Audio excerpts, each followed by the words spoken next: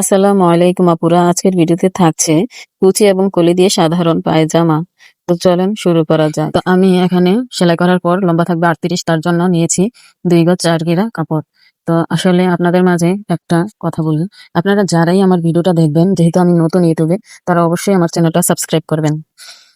তো আমি কাপড়টা মেপে নিয়েছি। মাপার পর আমি খোলা সাইডটা আমার পাশে রাখলাম, মানে আমার সাইডে খোলা সাইড, আর বন্ধ সাইডটা এই পাশে রাখলাম। তো আমি কাপড়টা মাপ দিয়ে নিলাম। নিচের কুচির অংশের লম্বা 33.5 ইঞ্চি নিয়েছি এবং আমি 2 বা 4 পার্ট করে নিয়েছি। আপনারা খেয়াল করলে দেখবেন 2 বা 4 পার্ট। এখন আমি 33.5 ইঞ্চিতে দাগ কেটে নেব।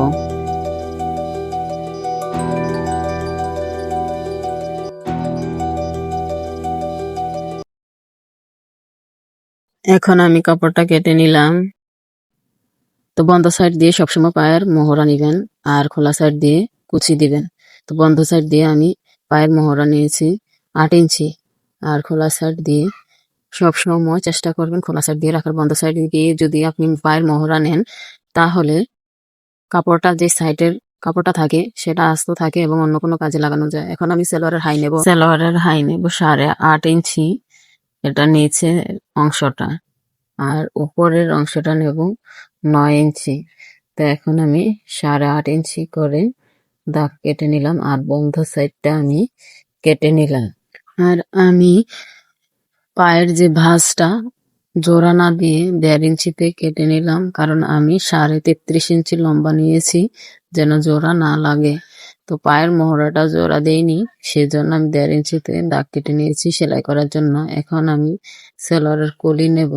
সালোয়ারের কলি সালোয়ারের হাই সমান সমানই নিব 8.5 ইঞ্চি নিয়ে আমি কেটে, এবং 2.5 ইঞ্চিতে সালোয়ারের যে চওড়াটা কলির চওড়া নেব 2.5 ইঞ্চি।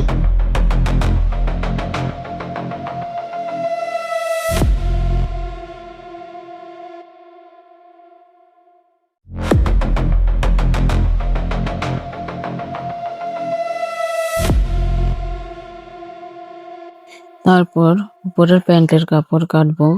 এখন আমি এটা নেব 9 ইঞ্চি, কাপড়টা আছে 13.5 ইঞ্চি। এখন আমি 9 ইঞ্চিতে কেটে নেব। আর প্যান্টের চওড়া নেব 2 বা 4 পার্ট 12 ইঞ্চি হবে, তাহলে এটা 2 ভাঁজে হবে 24 ইঞ্চি। তো এখন আমি 2 বা 4 পার্টকে খুলে এটার সাথে যে সাইডের কাপড়, এই সাইডের কাপড়টা মিলিয়ে আমি কেটে নেব। আর একটা কথা বলি, আপনারা সব সময় যদি এরকম কুচি দিয়ে কলি দিয়ে সাধারণ পায়জামা বানান, তাহলে পুরাতন সালোয়ারের মাপ নিয়ে নেবেন, তাহলে সঠিকভাবে কাটতে পারবেন।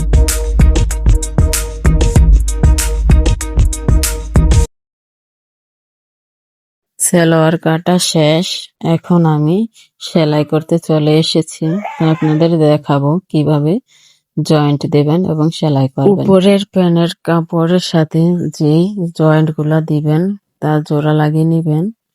তো 9 ইঞ্চি যে লম্বাটা, এই লম্বা আরেক 9 ইঞ্চি লম্বার সাথে মিলাবেন, এবং এর মাঝ বরাবর যেন কুচিগুলা সমানভাবে বসে সেদিকে খেয়াল রাখবেন এবং কেটে চিহ্ন দিয়ে রাখবেন। তারপর সেলাই করবেন।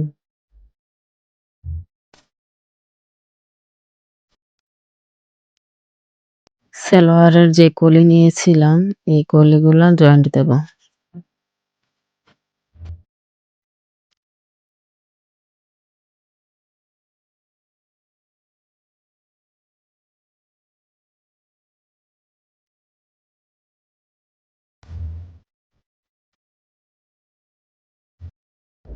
যে কলিগুলা জয়েন্ট দিয়েছে, এখন সালোয়ারের হাইয়ের সাথে কলি অ্যাটাচ করব।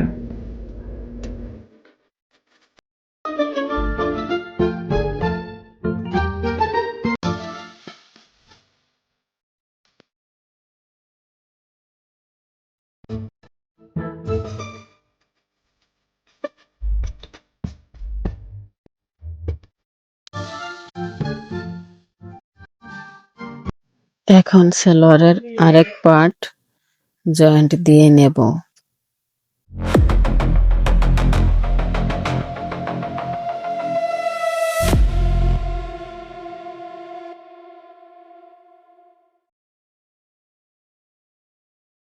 সালোয়ারের মহড়ার অংশ ভাঁজ করে সেলাই করে নেব।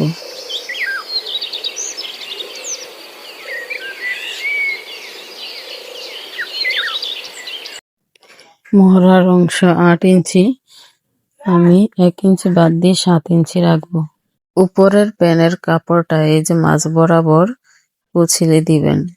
এক পাশ থেকে কুচি শুরু করবেন, আরেক পাশে যে চিহ্নটা দিয়েছি মানে কেটে চিহ্ন রেখেছি যেন বুঝতে পারি, ওই পাশে শেষ করবেন। তারপর রাবার লাগাবেন আর সমানভাবে লাগাতে হবে, না হয় বাঁকাতারা হয়ে থাকবে। আমি একটা রাবার নিয়েছি 12 ইঞ্চি, তারপর রাবারটা আমি লাগিয়ে নেব। তো আমার সালোয়ার সেলাই করে 38 ইঞ্চি লম্বা এবং 14.5 ইঞ্চি সালোয়ারের হাই রয়েছে। তো আজকের ভিডিওতে আপনাদেরকে সালোয়ার কাটিং ও সেলাই দেখালাম। অবশ্যই একটা লাইক কমেন্ট করবেন। আজকের ভিডিওটা এই পর্যন্তই। আল্লাহ হাফেজ।